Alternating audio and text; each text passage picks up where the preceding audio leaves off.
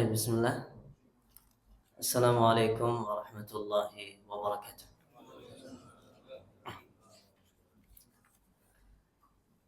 إن الحمد لله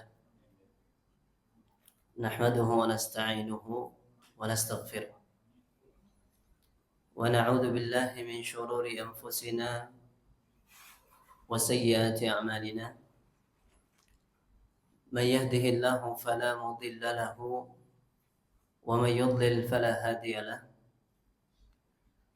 أشهد أن لا إله إلا الله وحده لا شريك له وأشهد أن محمدا عبده ورسوله صلى الله عليه وعلى آله وأصحابه وسلم تسليما مزيدا. Amma ba'du, jamaah sekalian yang semoga senantiasa dimuliakan dan dirahmati oleh Allah Subhanahu wa taala. Alhamdulillah, tidak ada kata yang layak kita jadikan sebagai pembuka pada sore hari ini selain ucapan pujian dan syukur kepada Allah Subhanahu wa taala yang alhamdulillah dengan nikmatnya sampai hari ke-10 dari bulan Ramadan ini kita masih bisa mendapatkan dan merasakan kemudahan di dalam beribadah. Yang salah satunya duduknya kita sore hari ini di majelis ilmu. Dan nikmat untuk beribadah adalah salah satu nikmat yang juga wajib kita syukuri sebagaimana nikmat-nikmat yang berkaitan dengan dunia kita. Bagaimana cara kita mensyukurinya? Cara kita mensyukurinya adalah dengan lebih totalitas di dalam beribadah kepada Allah Subhanahu wa taala. Dan inilah yang dilakukan oleh para sahabat Nabi radhiyallahu anhum ajma'in. Ya. Mengapa mereka semakin totalitas di dalam beribadah, semakin totalitas di dalam beramal saleh? Karena itulah usaha mereka untuk mensyukuri nikmat kemudahan di dalam beribadah, nikmat taufik di dalam beribadah kepada Allah Subhanahu wa taala.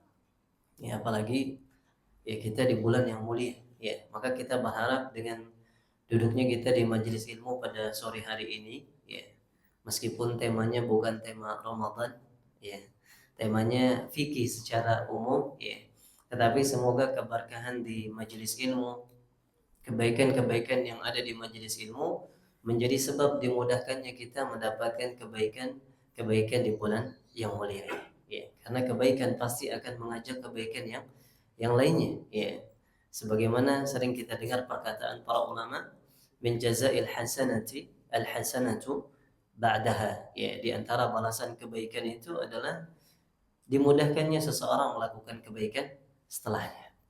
Ya. Baik jamaah sekalian yang semoga dimuliakan dan dirahmati oleh Allah Subhanahu wa taala. Insyaallah kita akan lanjutkan pembahasan kita pada kitab fikih muyassar, ya. Kita sampai pada pembahasan terakhir kali membahas tentang air yang bercampur dengan sesuatu, ya. Entah itu air yang bercampur dengan sesuatu yang suci atau air yang bercampur dengan sesuatu yang najis. Ya, ini sudah kita bahas di pertemuan sebelumnya. Dan kita juga sudah pernah bahas tentang jenis-jenis air, bahwasanya air itu ya, terbagi menjadi 3. Dan ini yang biasa disebutkan oleh para ulama fikih, ya. Meskipun kalau nanti kita belajar detail akan ada khilaf di situ. Tapi seperti yang saya sampaikan di awal bahwa kita tidak akan terlalu dalam membahas khilaf, ya. Baik, kita sudah bahas bahwasanya air terbagi menjadi 3. Yang pertama air yang tahur, suci lagi, mensucikan, dan kita sudah sebutkan contoh-contohnya, entah itu yang turun dari langit seperti air hujan, air embun, ya, dan seterusnya. Kemudian juga yang keluar dari tanah seperti air sungai, air sumur, dan seterusnya. Kita sudah sebutkan di pertemuan sebelumnya. Kemudian jenis air yang kedua yaitu air yang tahir, yang suci tapi dia tidak bisa mensucikan. Ya, yang artinya air itu ketika mengenai badan kita atau mengenai pakaian kita, maka pakaian ini tidak masalah digunakan untuk sholat. Kenapa? Karena dia bukan najis. Ya, kayak kita mungkin bajunya kena air kopi, ya air teh, ya, atau air jus misalnya. Ini suci, ya. maka dia tidak najis, tidak masalah untuk kemudian digunakan untuk sholat. Kita sudah bahas, tapi tidak bisa digunakan untuk bersuci. Ya. Kemudian yang ketiga yang kita bahas adalah air yang najis. Ya, dan kita sudah bahas air najis ini bahwa air itu ketika dia aslinya suci kemudian tercampur oleh najis, ada dua kemungkinan. Entah dia air yang banyak atau air yang sedikit. Kita sudah bahas. Ya. Apa perbedaan banyak dan sedikit? Barometer yang dibuat oleh ya mayoritas ulama fikih adalah dua kullah. Kita sudah sampaikan juga ini sekitar 200 ya liter lah kurang lebih ya. Sekitar 200-200an liter. Karena beda-beda takarannya ya. Beda-beda hasil takaran para ulama. Kalau dia kurang dari 2 liter maka dikatakan kalau dia kurang dari 2 kullah maka dikatakan sedikit. Tapi kalau dia lebih dari 2 kullah atau 2 kullah maka dikatakan banyak. Nah, ketika dia dikenai najis, yang sedikit ini, air yang kurang dari 2 kullah ini kalau kena najis, maka dia akan langsung otomatis menjadi air yang najis, tidak bisa digunakan untuk bersuci meskipun tidak berubah. Meskipun tidak berubah karena dia air yang sedikit, yang kurang dari 2 kullah. Tapi kalau dia air yang 2 kullah atau lebih, maka dilihat dari perubahannya. Kalau dia berubah, maka najis. Kalau tidak berubah maka tidak najis. Ya. Memang fikih perlu di murajaah lagi ya biar bisa digabung, biar bisa nyambung pembahasannya. Ya. Ini sudah kita bahas di pertemuan lalu. Termasuk di antara yang kita bahas adalah pembahasan tentang air musta'mal. Ya, termasuk pembahasan tentang air musta'mal. Yang kesimpulannya bahwasanya air musta'mal itu maksudnya adalah air yang digunakan atau sisa air yang digunakan untuk mengangkat hadas. Ya. Yeah. Jadi kalau ada air digunakan untuk mengangkat hadas, maka air tersebut disebutnya dengan air musta'mal. Ya. Yeah. Misal contoh kita wudu dari ember, kita cuci muka di situ, masukin tangan di situ, maka meskipun ada air di ember itu maka namanya air musta'mal, air yang sudah digunakan untuk mengangkat hadas. Ini sudah kita jelaskan pada pertemuan sebelumnya bahwa air musta'mal itu pada dasarnya suci selama tidak berubah salah satu dari 3 sifatnya. Baunya, warnanya dan aromanya. Baunya, warnanya dan rasanya, mohon maaf. Ya. Selama dia tidak berubah itu. Tetapi ya saya sarankan kalau ada 2 air, yang satunya musta'mal, yang satunya belum dipakai, lebih baik pakai yang belum dipakai. Biar kita keluar dari khilafnya para ulama. Karena kalau di madhabnya Syafi'i, ya madhabnya negara kita yang biasa digunakan di negara kita, air musta'mal itu termasuk air yang suci yang tidak bisa mensucikan kita. Ya, tapi sekali lagi, wallahu a'lam bishawab, banyak ulama yang menguatkan dalil bahwasanya air musta'mal itu ya bisa digunakan untuk bersuci. Dalilnya kemarin kita sudah sebutkan, Rasulullah itu pernah mandi dari bekas mandi junubnya Maimunah, ya. Pernah juga Rasulullah mengatakan innal ma'a la yujnib, ya. Air itu tidak membuat seseorang kemudian menjadi junub gitu. Ya, tidak mau hadas yang ada di dalam air itu tidak akan berpindah, maksudnya Nabi SAW. Ketika air digunakan mengangkat hadas, tidak otomatis kemudian air ini bisa memberikan dampak hadas gitu, kalau bahasa mudahnya. Nah, itu yang kita sebutkan beberapa dalilnya. Baik, para jamaah sekalian yang semoga dimuliakan dan dirahmati oleh Allah Subhanahu wa taala, dan kita juga sudah kasih kaidah, dan ini kaidah ini yang penting. Bahwasanya air itu pada dasarnya suci sampai kita tahu bahwa air tersebut menjadi tidak suci, atau sampai ada dalil bukti yang menunjukkan airnya berubah menjadi tidak suci. Maka kalau kita keluar dari rumah tiba-tiba melihat ada air ember di situ, kita nggak tahu itu air apa, tapi secara zahirnya air bersih, maka secara umum dia suci. Kenapa? Karena pada dasarnya air itu suci. Ya, kita naruh air ember di luar rumah misalnya. Ya, kemudian kita lihat-lihat masih ada airnya. Nggak perlu mikir apa, mungkin tadi ada anjing yang masuk dari atas rumah kemudian menjilat airnya, nggak perlu dipikirin. Selama kita tidak tahu itu, maka hukum dasarnya akan tetap dia air yang suci. Makanya agama Islam itu mudah. Ya. Meskipun tadi pembahasannya kompleks, banyak dibahas pembagian ini, pembagian itu, tapi prakteknya sebenarnya mudah, asalkan kita berilmu. Ya, asalkan kita berilmu, prakteknya mudah. Ya. Makanya tidak salah kalau Nabi mengatakan inna dina yusrun, sesungguhnya agama ini mudah. Ya. Tapi bukan berarti kita bermudah-mudahan. Baik, para jemaah sekalian yang semoga dimuliakan dan dirahmati oleh Allah Subhanahu wa taala. Ini pembahasan tentang pembagian air, ya. Dan sekali lagi kita tidak melihat pembagian-pembagian dari sisi lain. Kita sudah sebutkan di awal bahwa ada ulama yang membagi air menjadi dua, menjadi tiga, menjadi empat, menjadi lima. Itu kita nggak bahas itu, tapi yang biasa disebutkan oleh para ulama tiga jenis inilah yang kita bahas agar memudahkan kita untuk memahami ilmu fikih. Ya. Baik. Sekarang kita masuk ke pembahasan di sini tentang as'arul adamiyyin wa bahimatil anam. Ya, pasal yang atau permasalahan yang keenam itu tentang bekas minumnya manusia, dan di sini kalau di sini disebutkan bahimatul an'am. Bahimatul an'am itu maksudnya hewan ternak. Tapi kalau kita lihat pembahasannya beliau di sini sebenarnya tidak khusus bahasnya hewan ternak, tapi hewan secara umum. Ya, jadi bekas minum manusia atau bekas minum hewan, apa hukum airnya nih? Kalau misalnya kita punya wadah nih, ya kemudian ada kucing menjilat air di wadah tersebut. Apa hukum airnya di situ? Apakah dia tetap suci atau berubah menjadi tidak suci? Nah, ini yang dibahas di sini. Ya, ini yang dibahas di sini. Baik, beliau mengatakan as-su'ru, kata bekas minuman itu disebutkan dalam istilah as-su'ru. Ya, makanya di sini dikatakan ma baqiya fil ina'i ba'da syurbi syaribi minhu. As-su'ru itu artinya adalah bekas minum. Ya, air yang ada yang sudah menjadi bekas minuman gitu. Baik. Fal adami tahir. Beliau mengatakan di sini bekas minumnya manusia itu suci. Ya, meskipun kita kalau dikasih air bekas mungkin nyarinya air yang masih utuh gitu kan. Ya, tetapi bukan berarti air bekas itu najis kalau kita nggak mau minum gitu kan. Ya, kita sedang membahas di sini bukan masalah nyamannya kita konsumsi atau tidak. Saya sering jelaskan bahwa najis itu tolak ukurnya bukan kenyamanan kita. Ya, bukan kenyamanan kita, tetapi hukum dari syariat. Ya, syariat yang menentukan. Ya, seperti yang pernah anak kasih contoh tentang berwudu dengan air laut gitu ya. Ya, kalau kita dipilih air biasa atau air laut, kita pengennya wudunya pakai air biasa. Karena kalau kumur-kumur pakai air laut nggak enak gitu. Ya, asin gitu ya. Ya, tetapi ya masalah najis pun seperti itu, bukan masalah tentang nyaman atau tidak nyaman. Jadi bekas minumnya manusia itu hukumnya suci. Entah itu manusianya muslim atau dia kafir atau dia seorang wanita yang suci atau seorang wanita yang dalam kondisi junub atau hadas. Ya, haid misalnya contohnya. Maka semua bekas minum itu suci.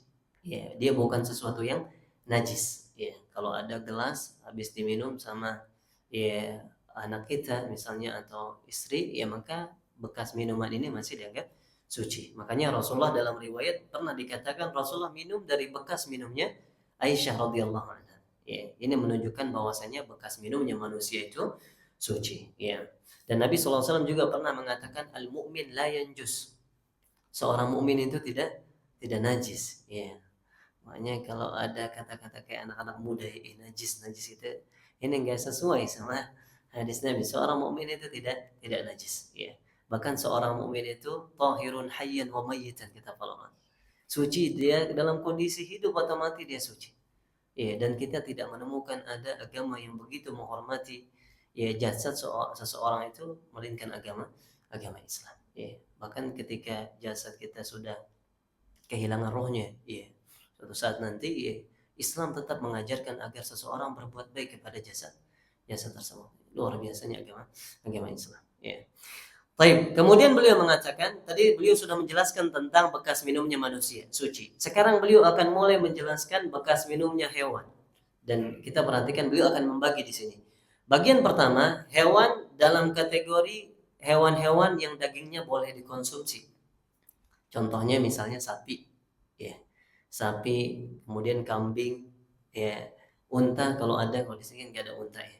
Unta, pokoknya hewan-hewan yang boleh dimakan dagingnya, kalau dia minum dari bekas wadah kita, maka air itu tetap suci. Ya, dan ini ijma, kesepakatan para ulama. Para ulama sepakat kalau ada hewan yang boleh dimakan dagingnya setelah disembelih, ya, maka bekas minumnya hewan tersebut masih suci. Ya. Jadi air yang ada di wadah tersebut nggak perlu dibuang, masih bisa digunakan untuk bersuci. Ya, misalnya kita melihara ayam, misal contoh. Ya, ada ember di situ isinya air, ternyata ayamnya minum langsung dari embernya. Boleh nggak air di ember digunakan untuk bersuci? Boleh, ya, karena ayam termasuk hewan yang boleh dimakan dagingnya. Ya, dan ini kesepakatan para ulama. Ulama sepakat boleh. Baik. Kemudian beliau mengatakan, sekarang jenis yang kedua, amma ma la ya'kulu lahmuhu. Adapun yang enggak boleh dimakan dagingnya, kata beliau di sini, adapun hewan-hewan yang enggak boleh dimakan dagingnya, contoh misalnya hewan-hewan buas, ya. Ya, seperti ular misalnya, ya.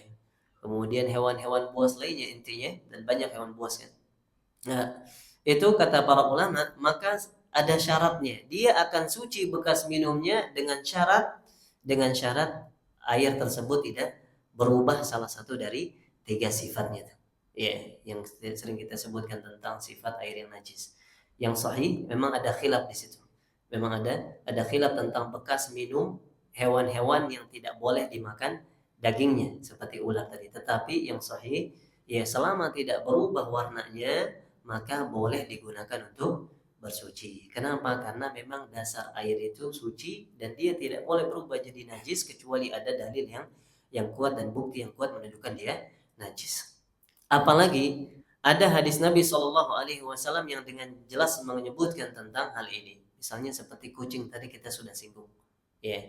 Rasulullah Shallallahu Alaihi Wasallam ketika ditanya tentang hirrah wa qad syaribat fil ina, ya, tentang kucing yang minum dari sebuah bejana, ya, bejana yang ada, maka kata Nabi Shallallahu Alaihi Wasallam, innaha laysat binajis.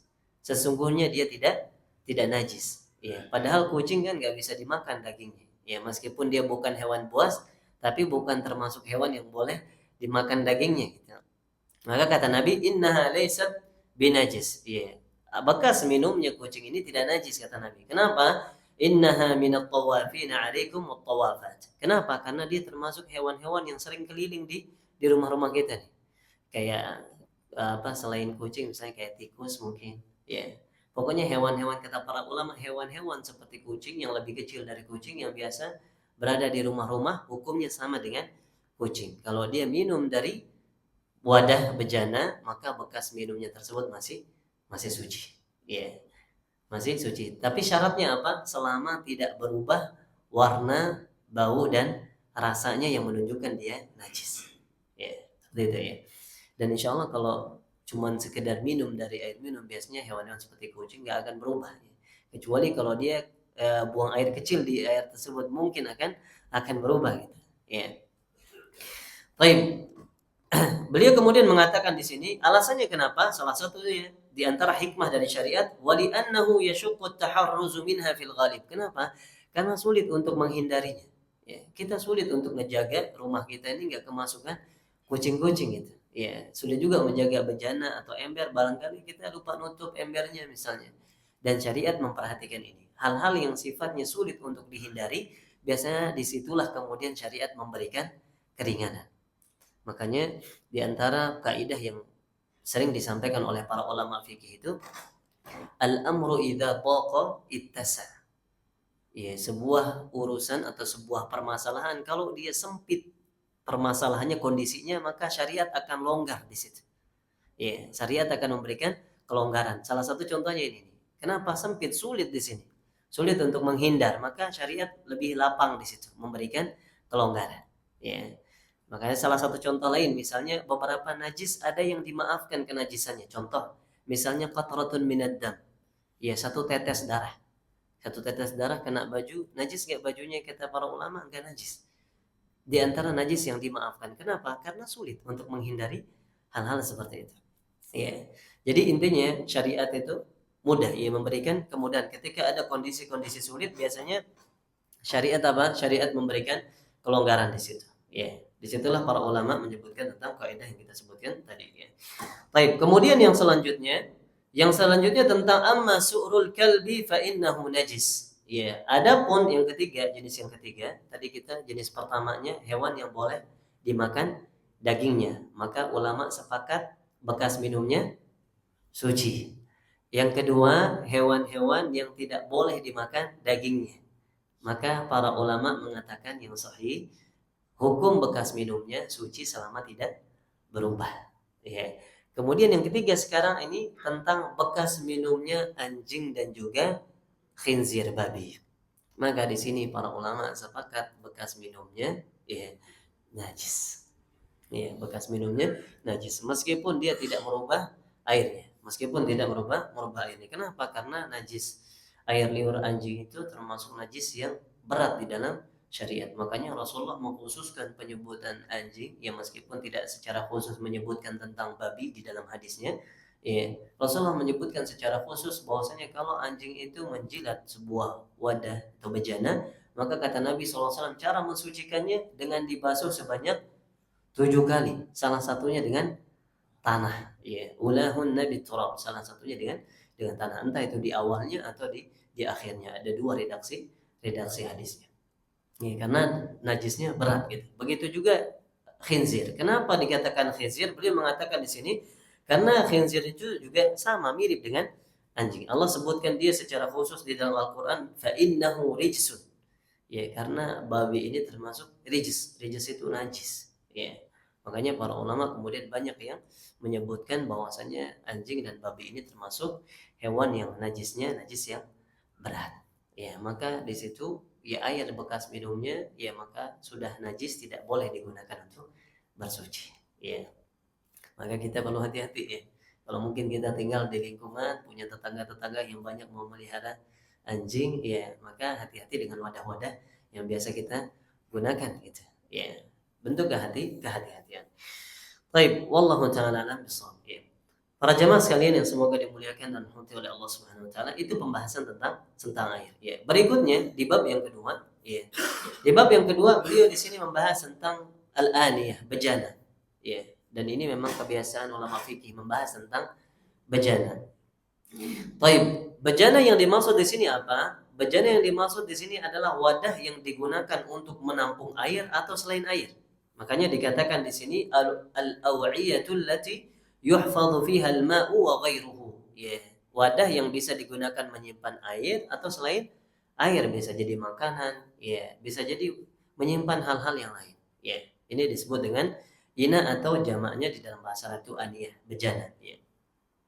Baik, mungkin kita tidak terlalu dalam membahas tentang aniyah ini karena memang termasuk yang jarang. Tapi yang penting kita tahu hukum-hukum inti di dalam masalah bejana ini. Ya.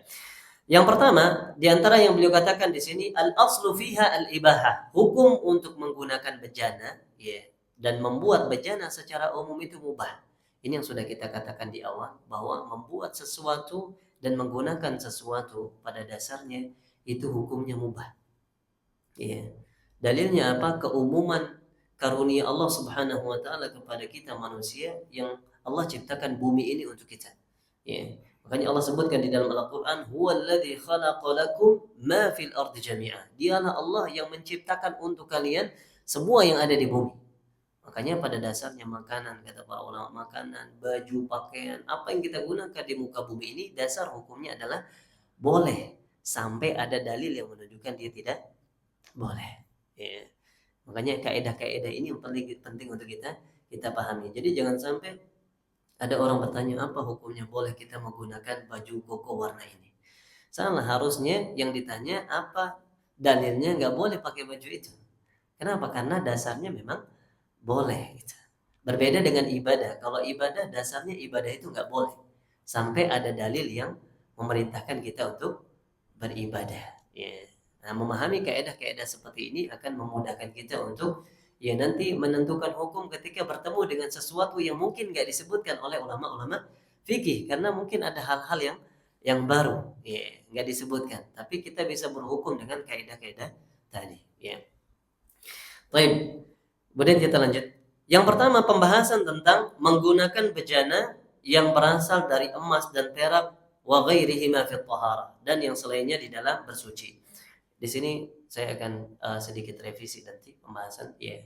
Luruskan ada sesuatu yang mungkin lebih kuatnya bukan dari apa yang disampaikan oleh penulis ya. Nanti kita akan sampaikan di sini. Beliau mengatakan yajuzu isti'malu jami'il awani fil akli wa syurbi wa sa'iril isti'mal. Kata beliau di sini boleh untuk menggunakan segala bentuk bejana untuk makan, untuk minum atau untuk kebutuhan apapun dengan dua syarat. Apa syaratnya? Yang pertama bejana tersebut suci. Yang kedua bejana tersebut termasuk bejana yang bahannya mubah. Ya, bahannya terbuat dari sesuatu yang mubah. Ya. Kalau misalnya contoh ada orang buat bejana dari kulit babi misalnya, boleh ya? Nggak boleh karena memang dari awal dia tidak mubah. Ya. Bahkan dia juga tidak suci. Dua-duanya tidak memenuhi kriteria. Tetapi dua syarat ini kalau terpenuhi, bejana tersebut suci dan dia juga termasuk bahannya itu dibuat dari sesuatu yang mubah, maka dia boleh digunakan. Ini dasarnya. Kemudian beliau mengatakan walau kanat thaminah, meskipun wadah tersebut mahal. Misalnya ada orang punya gelas harganya 100 juta. Ya, tapi tidak terbuat dari emas, tidak terbuat dari perak. Ya, bejananya atau gelasnya suci, ya maka boleh digunakan. Tidak masalah. Karena syariat itu tidak melihat dari sisi harganya, ya. Tetapi kriteria dua hal tadi, suci sama berasal dari sesuatu yang mubah dibuatnya. Meskipun kalau kita membahas tentang tuntunan syariat bukan seperti itu yang diajarkan oleh syariat kita gitu kan, karena sudah keluar dari batas ya menjadi israf nanti berlebihan ya. Baik, kemudian beliau mengatakan li baqaiha 'ala al-asli wa huwa al-ibahah ma 'ada aniyati adh-dhahabi wal fiddah, kecuali sekarang beliau memberikan pengecualian. Tadi semua bejana boleh digunakan selama suci dan terbuat dari sesuatu yang mubah. Kecuali kata beliau, kecuali bejana yang terbuat dari emas dan perak. Ya, ini tidak boleh digunakan. Ya, kenapa? Karena sudah ada hadis langsung dari Nabi SAW. Beliau mengatakan di sini, fa innahu yahrumul aklu wa syurbu fihi ma khassa. Karena tidak boleh makan dan minum dari bejana yang terbuat dari emas ataupun perak secara khusus. Dan beliau mengatakan di sini duna sairil isti'malat, tapi boleh digunakan untuk selain makan dan minum. Nah, ini yang tadi saya katakan, yang sahih tetap tidak boleh. Ya. Jumhur ulama fuqaha, ya, jumhur ulama ahli fikih mengatakan tidak boleh ya menggunakan wadah dari emas dan perak bahkan untuk keperluan selain makan dan minum. Ya. Misalnya contoh kita buat gayung, gayung kamar mandi dari emas, anggap aja contoh ya, Pak. Ya meskipun insya Allah nggak ada orang mau buat gayung dari emas, ngapain gitu kan buat gayung dari emas, sayang banget gitu. Kita anggap saja ada gitu, kemudian digunakan untuk bersuci, boleh nggak bersuci? Kalau kata beliau di sini penulis mengatakan boleh. Kenapa? Karena konteks hadisnya kata Nabi itu la tashrabu wala ta'kul, jangan makan dan jangan minum dari bejana ya. Tetapi yang sahih dari pendapat mayoritas ulama tetap nggak boleh. Kenapa? Karena Rasulullah menyebutkan ini dari yang biasanya kegunaannya. Di zaman tersebut memang emas dan perak biasanya digunakan untuk wadah makan dan minum. Ya nggak ada ditemukan orang wadahnya emas dan perak tapi untuk di kamar mandi misalnya, nggak ada gitu. Jadi bukan berarti ketika tidak disebutkan kemudian boleh gitu. Tapi tidak boleh. Dari mana dalilnya kata para ulama juga? Di penutup hadisnya. Kan di sini disebutkan hadis la tashrabu fi aniyatidz dzahabi wal fiddah. Jangan minum dari bejana yang terbuat dari emas dan perak. Wala ta'kulu fi sihafiha. Jangan juga makan dari nampan yang terbuat dari emas dan perak. Apa kata Nabi SAW di penutup hadis ini? Fa innaha lahum fid dunya wa lakum fil akhirah. Karena pembuatan bejana atau wadah dari emas dan perak ini itu hanya untuk orang-orang kafir di dunia. Ya, tapi itu nanti untuk kita di akhirat. Ya, jadi menunjukkan bahwasanya penggunaan emas meskipun bukan untuk makan dan minum di dunia itu memang banyaknya untuk orang-orang kafir. Ya. Selain perhiasan ya, kita tidak sedang bahas perhiasannya wanita ya. Ya, atau perhiasan laki-laki yang boleh menggunakan perak, beda lagi pembahasannya gitu. Kita sedang membahas tentang bejana atau wadah yang terbuat dari emas dan perak. Ya, ini tidak boleh digunakan. Ya. Ada bahkan di dalam mazhab Syafi'i sendiri ya, beberapa ulama jelas itu menyebutkan nggak boleh bahkan membuat pena dari emas. Pulpen nih terbuat dari emas nggak boleh digunakan. Ya, karena memang umum larangan dari Nabi SAW itu umum. Ya. Baik, wallahu taala alam bisawab. Ya. Dan di pembahasan berikutnya juga beliau masih menyebutkan bolehnya penggunaan untuk selain makan dan minum, dan tadi kita sudah luruskan ya. Yang sahih ya dari pendapat mayoritas ulama bahwa tidak boleh untuk bahkan untuk selain makan dan minum. Kemudian beliau mengatakan di sini wan nahyu 'amun yatanawalul ina al-khalis awil mumawwah. Dan larangan penggunaan ya, larangan penggunaan bejana dari emas dan perak ini itu umum, entah itu bejananya murni dari emas atau perak atau dia disepuh. Ya, pernah dengar disepuh insya Allah ya. Jadi kalau ya misalnya kalau ada yang pecah atau bagian yang bolong kemudian disepuh ditutupin dengan emas atau dengan perak, ya. Maka di sini ada dua klasifikasi hukum nanti akan disebutkan di sini. Disebutkan di pembahasan berikutnya masalah yang kedua, beliau menyebutkan tentang menggunakan bejana yang disepuh dengan emas atau perak. Yang kesimpulannya beliau menyebutkan di sini bahwa disepuhnya bejana itu dengan emas tidak boleh secara mutlak, haram hukum. Jadi meskipun wadah kita kayaknya, tapi saya nggak tahu ya kalau zaman sekarang kalau wadah bolong apakah masih dibenerin atau tinggal dibuang beli yang baru gitu kan, karena sekarang sudah mudah ya untuk akses. Mungkin lebih suka beli yang baru yang lebih aman, lebih nyaman gitu kan. Tetapi ini dibahas juga oleh para ulama karena di zaman dulu ya banyak keterbatasan, tidak seperti di zaman kita sekarang ya.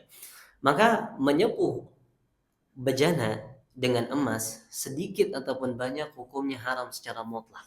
Ini pendapat mayoritas ulama. Haram hukumnya secara mutlak.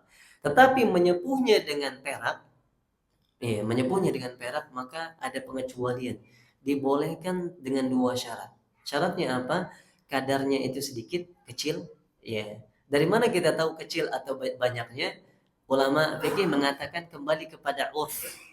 Urf itu kebiasaan. Kalau segini menurut kita di zaman sekarang ini sedikit, maka masih boleh. Ya. Jadi dikembalikan kepada kebiasaan. Dan emang beberapa pembahasan dalam fikih itu dikembalikan kepada urf, kebiasaan. Nanti itu pembahasannya ada di dalam beberapa permasalahan fikih. Ya. Syarat yang keduanya memang ada kebutuhan untuk disepuh. Ya. Kalau memang nggak perlu disepuh, ya, tapi mungkin bisa dilakukan perbaikan dengan cara yang lain, ya maka nggak masalah. Ya, pakai cara yang lain gitu. Ya, tapi kalau ada kebutuhan dan itu kadarnya sedikit, maka itu boleh selama menggunakan perak. Kalau menggunakan emas tidak boleh. Ya. Ini yang saya katakan kenapa beberapa pembahasan di sini kita nggak perlu terlalu lama karena beberapa di antaranya mungkin sudah jarang di zaman sekarang gitu. Sudah jarang kita temukan. Ya. Baik, kemudian pembahasan tentang aniyatul kufar. Kalau ini mungkin akan relate ya, maksudnya masih cocok untuk pembahasan kita ya. Yaitu pembahasan tentang apa hukumnya menggunakan bejananya orang kafir. Ya, misal kita punya tetangga minjemin kita wadah untuk masaknya misalnya. Ya, tetangga yang mungkin agamanya Nasrani misalnya. Minjemin kita buat alat penggorengannya ya dari mereka gitu. Boleh nggak kita pakai itu? Ya, ini kan juga wadah ya. Ini juga termasuk bejana. Tapi beliau mengatakan al-aslu fi aniyatil kufari al-hillu. Asal dari bejananya orang kafir itu adalah halal. Boleh digunakan. Illa idza ulimat najasatuha. Kecuali jika kita sudah tahu bahwasanya dia memang najis. Contohnya gimana seperti ini, Pak? Misal kita punya tetangga nih. Tetangga kita ini Nasrani. Ya, berarti kalau Nasrani juga makan daging babi ya. Ini salah satu contohnya. Kalau kita tahu dia sering mengkonsumsi babi, ya daging babi, maka kemungkinan besarnya memang wadahnya akan najis. Tapi kalau kita nggak tahu, kita nggak perlu cari tahu. Ya nggak perlu tanya tetangga yang lain. Ini tetangga yang ini suka makan babi atau tidak itu. Nggak usah dicari tahu. Tidak perlu untuk kita cari tahu. Ya, dan ini tadi salah satu bentuk kemudahan dalam agama Islam. Kita tidak dituntut untuk mencari tahu secara detail. Sama seperti permasalahan, saya sempat mencari pembahasan tentang daging impor. Ya, kita dulu pernah dapat tugas, ya. Kan kalau daging impor itu kalau di Saudi sebagiannya itu dari negara-negara barat, ya, atau dari negara-negara yang memang mereka juga orang kafirnya banyak dan tidak tahu disembelihnya seperti apa gitu kan. Tidak tahu disembelihnya secara seperti apa, ya. Maka apa harusnya sikap kita? Apakah harus setiap daging ini kita cek gitu bagaimana cara dia disembelih ini, bagaimana riwayatnya dikirimnya dari mana, ya. Maka para ulama mengatakan tidak perlu sedetail itu, ya. Cukup kita percaya bahwa ketika dia sudah masuk ke negara kaum muslimin, apalagi kita juga punya dewan ya badan sendiri yang menentukan halal ya seperti mungkin di Indonesia juga, maka itu sudah cukup. Ya, tidak perlu dicek-cek ini kemungkinannya yang daging yang seperti ini apa enggak perlu. Ya. Kecuali memang belum ada badan yang kemudian menilai dia halal. Ya, maka di sini perlu kita cari tahu. Tapi kalau enggak usah. Ya. Dan ini kemudahan dari syariat. Kemudian dari syariat. Dan kita juga nggak bisa di pasar itu kita tanya satu-satu, ini dia disembelihnya pakai bismillah atau enggak gitu. Kan sulit kita mau beli daging nanya dulu disembelih pakai bismillah atau enggak gitu kan. Sulit gitu. Dan itu enggak mesti ya. Kenapa? Karena kita pun dihalalkan memakan sembelihannya ahli kitab. Ya, jadi tidak perlu dicek ya. Baik, para jamaah sekalian yang semoga dimuliakan dan dirahmati oleh Allah Subhanahu wa taala. Jadi, boleh kita menggunakan wadahnya, bejananya orang kafir selama ya kita tidak tahu bahwasanya tidak ada keyakinan bahwa wadah tersebut adalah wadah yang najis. Ya. Selama tidak ada ilmu keyakinan bahwa wadah tersebut najis maka boleh digunakan. Dasar hukumnya masih boleh. Baik, fa innahu la yajuzu isti'maluha illa ba'da ghusliha. Tapi kalau kita sudah tahu dia biasa digunakan untuk tadi memasak ya yang najis-najis seperti daging babi misalnya, maka disitulah kita harus bersihkan dulu sampai benar-benar hilang najisnya baru kita gunakan. Baru kita boleh untuk gunakan. Ya. Ini yang dijelaskan oleh para ulama.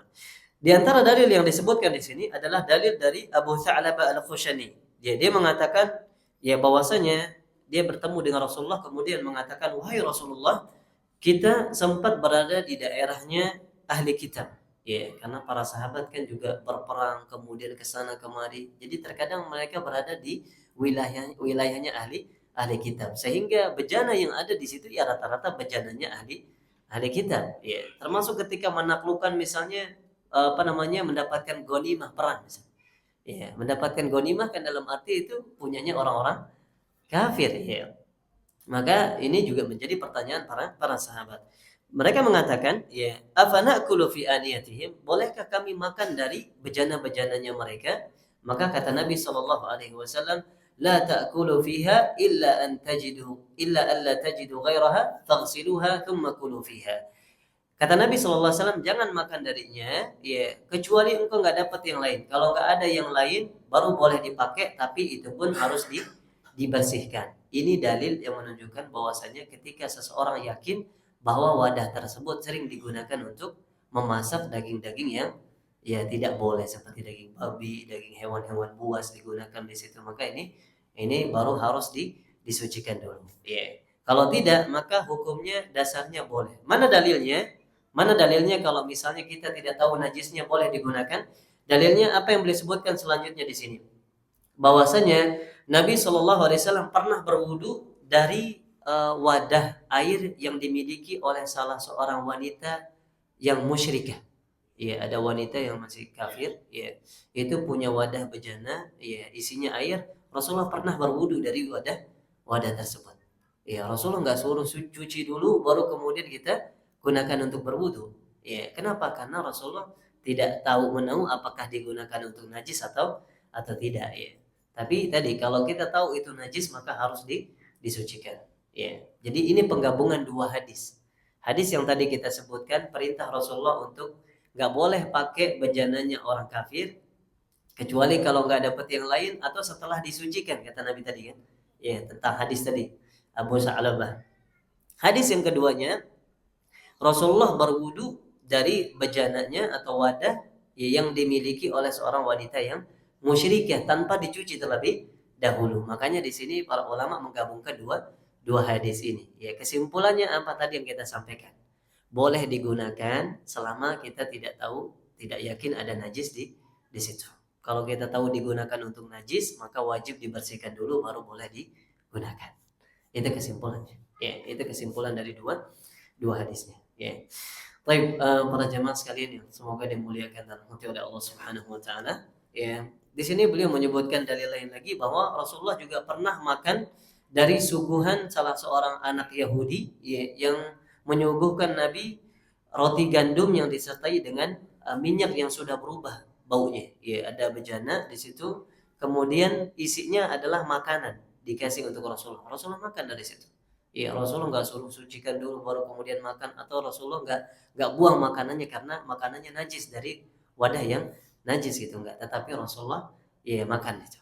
ya, makan dari wadah tersebut. Ya, maka ini menunjukkan tadi bahwa wadah itu suci selama tidak diketahui ada najisnya, ya. Wallahu taala alam bisawab. Kita selesai jam berapa? Biasanya jam 6? Baik. Masih ada waktu 12 menit. Ada pertanyaan? Ya, mungkin kita bisa sesi tanya jawab dulu biar. Iya.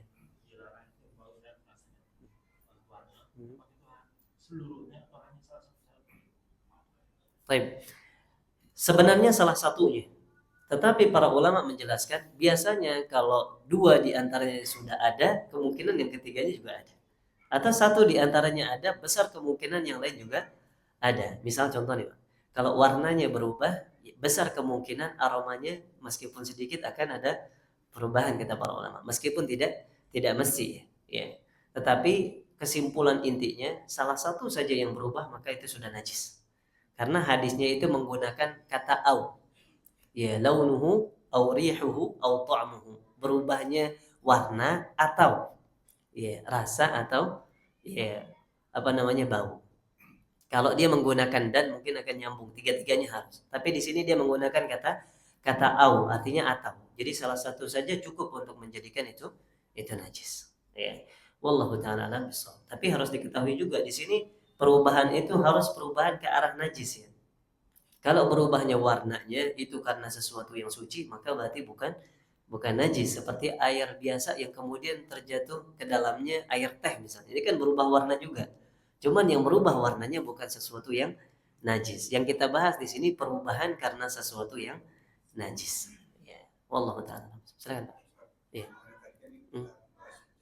Hmm. Hmm.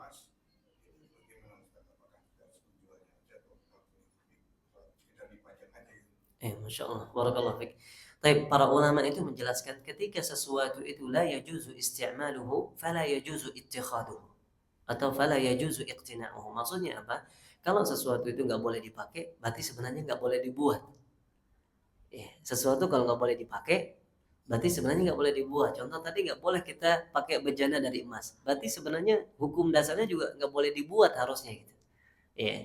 Kenapa? Karena ini sebagai bentuk saddan dzari'ah, menutup celah. Ya. Makanya wadah-wadah seperti itu ya lebih baiknya dijual untuk kemudian dihancurkan. Nanti bisa dibuat dengan sesuatu yang lain, misal dibuat perhiasan, gelang, dan seterusnya gitu. Kenapa? Khawatirnya kalau dipajang nanti mungkin akan lahir generasi yang lain yang kurang paham. Ya. Akhirnya kemudian menggunakan hal-hal tersebut. Ya. Maka sebagai bentuk istilahnya para ulama itu saddud dzara'i, menutup celah-celah yang mengarah kepada keburukan, ya, mengarah kepada sesuatu hal yang dilarang. Ya. Jadi syariat itu kalau kita perhatikan bukan hanya peduli pada sesuatu yang dilarang tersebut, tetapi hal-hal yang mengarah kepada itu juga dilarang. Dan ini contohnya banyak. Salah satu saya sebutkan contohnya ya. Di dalam Al-Quran itu Allah tidak menyebutkan wala tazni atau wala taznu, jangan berbuat zina. Tapi apa kata Allah? Wala taqrabu az-zina. Jangan mendekati zina. Ya. Padahal belum tentu kan. Orang mendekati belum tentu terjerumus di dalam perbuatan zina. Tetapi ya itulah cara syariat untuk menjaga ya. Celah-celah yang mengarah kepada keburukan itu harus dijaga. Makanya kita kalau bisa harus cerdas juga di dalam masalah agama nih. Hal-hal yang mengarahkan kita kepada keburukan, ya kalau bisa jangan berada di situ.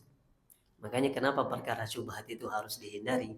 Karena dia rentan untuk keluar dari batasan Allah Subhanahu wa taala. Ya, maka kita harus berhati-hati di situ. Ya. Wallahu taala alam bisawab. Ada lagi? Ya, silakan, Pak. Hmm. Hmm. Hmm. Ada bangkai. Baik, barakallahu fik. Ada bangkai tikus di mananya, Pak? Di dalam airnya. Baik, kalau ada bangkai tikus di dalam airnya akan besar kemungkinan berubah airnya. Iya, iya. Kalau dia berubah bau, rasa dan apa namanya warnanya, ya maka dia najis, Pak. Ya, karena kan tadi kan, iya, hmm, iya, ya. Kalau memang di situ sampai merubah, Pak, sampai merubah bau, aroma sama rasa, maka dia najis. Tapi kalau tidak berubah, maka tidak najis. Meskipun kita mungkin pengennya nyari air yang lain, Pak. Ya, tapi tadi yang seperti yang saya bilang, selama tidak berubah. Kalau hewan yang tidak boleh dimakan dagingnya seperti kucing, tikus dan yang lainnya, maka patokannya itu berubah atau tidaknya airnya. Iya. Kalau nggak bau, karena kan kalau meninggal tuh bangkai ya. Jadi bangkai khawatirnya kalau biasanya kalau terlalu lama pasti bau airnya, Pak. Makanya lihat dulu nih kalau dia sebentar dan belum berubah, insya Allah belum najis. Tapi kalau dia lama, besar kemungkinan akan najis. Iya. Maka kalau dia udah najis harus diganti air, harus diganti dengan air yang baru. Jadi patokannya berubahnya atau tidak. Ya. Wallahu taala alam. Ya silakan, masya Allah, bagus. Lebih baik banyak pertanyaan Pak, karena kadang pertanyaan itu lebih masuk nih. Silakan Pak. Boleh siapa aja yang dulu? Ya silakan. Hmm.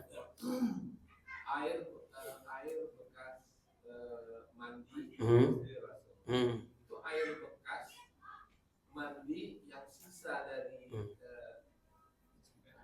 Hmm.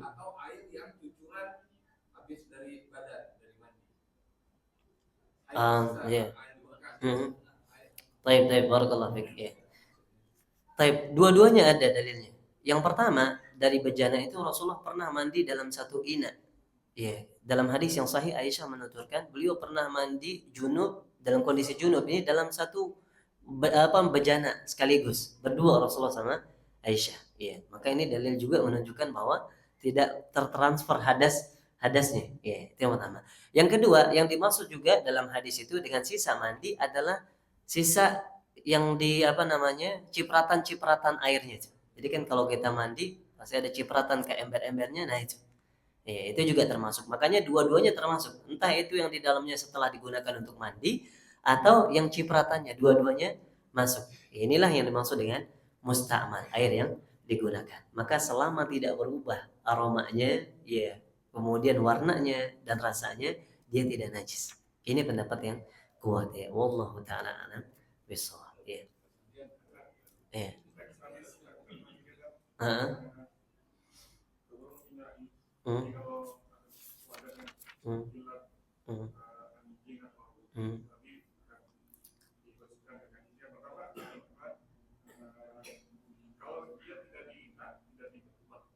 Hmm. Hmm. Hmm.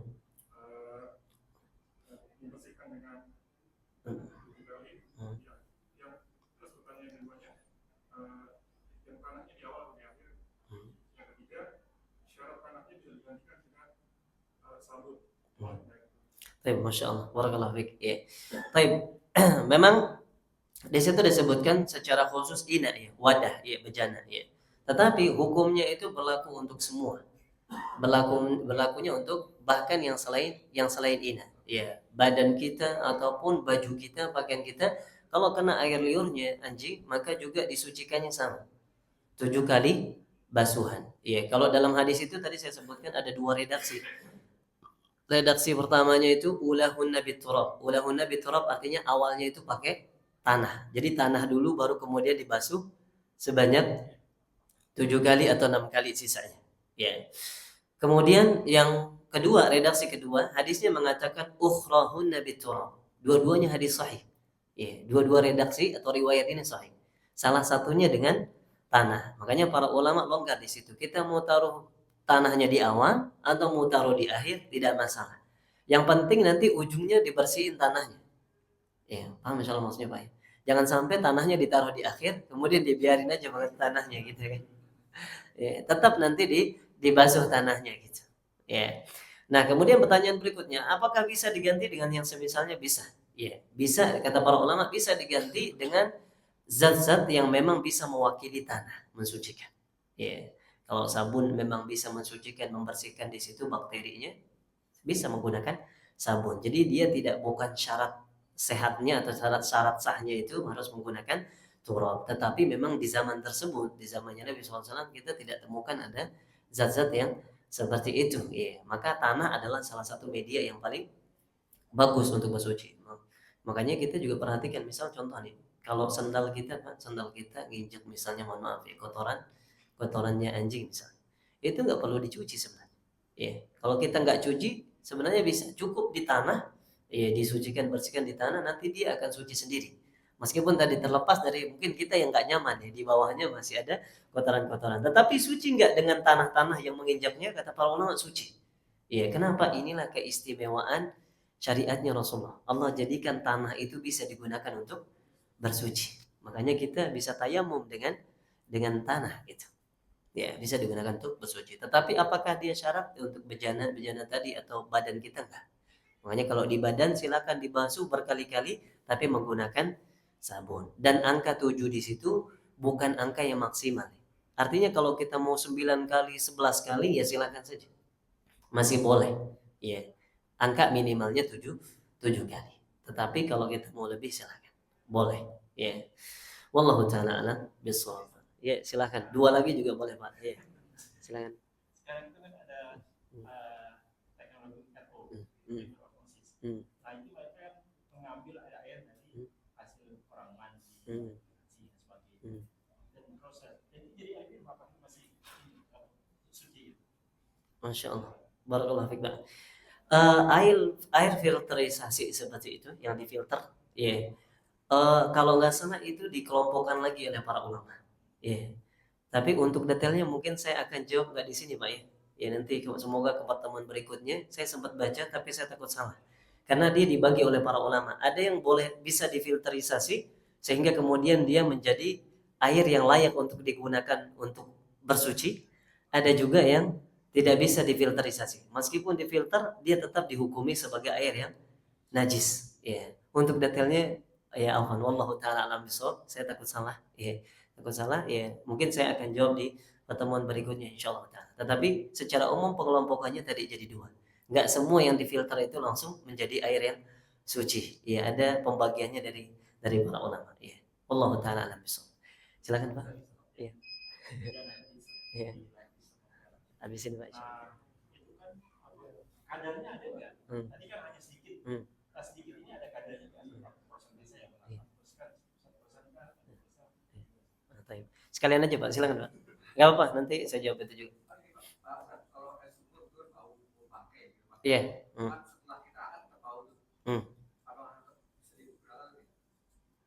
Baik. Pertama saya jawab dulu tentang bejana tadi. Ya. Untuk bejana tadi kan sudah disebutkan patokannya kata para ulama itu urf, kebiasaan menurut orang-orang. Apakah misalnya contoh seukuran koin itu dianggap sedikit nggak sama orang zaman sekarang itu? Ya. Jadi dijadikan patokannya itu urf, kebiasaan. Ya, karena memang sulit untuk menentukannya. Kalau di hadis itu dikatakan di situ ada fattakhadha makana syu'batan silsilatan min fiddah kata riwayat hadisnya. Rasulullah itu pernah punya wadah makan yang pecah.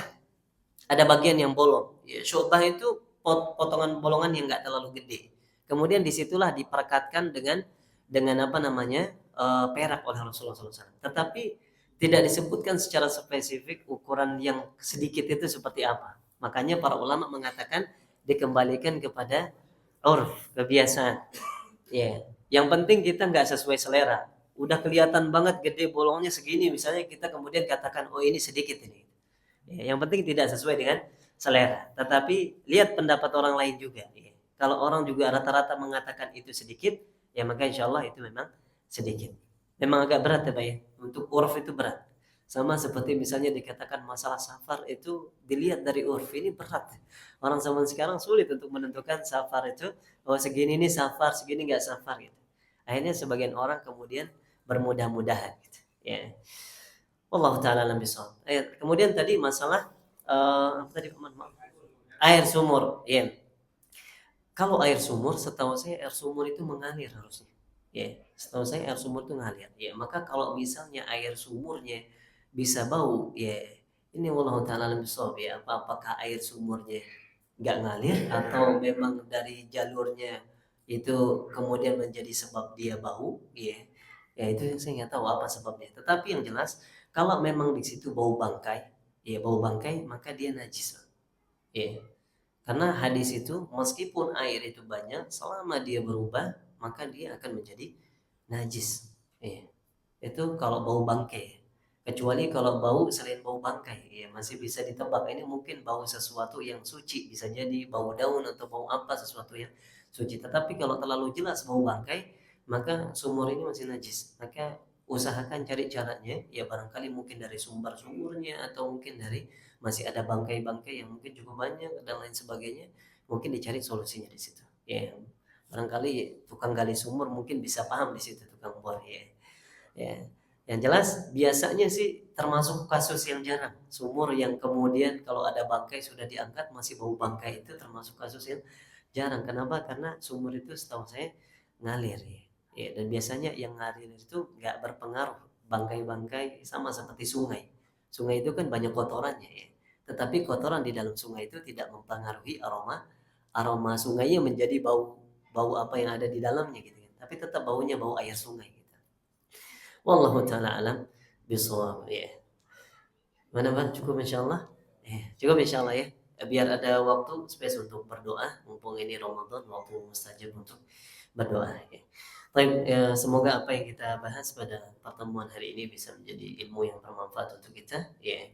Mohon maaf jika ada beberapa kekeliruan atau ada kata-kata yang kurang berkenan ya. Wallahu taala alam bisawab. Wa sallallahu ala nabiyyina Muhammad wa akhiru da'wana alhamdulillahi rabbil alamin. Subhanakallahumma bihamdika asyhadu an la ilaha illa anta astaghfiruka wa atubu ilaik. Assalamualaikum warahmatullahi wabarakatuh.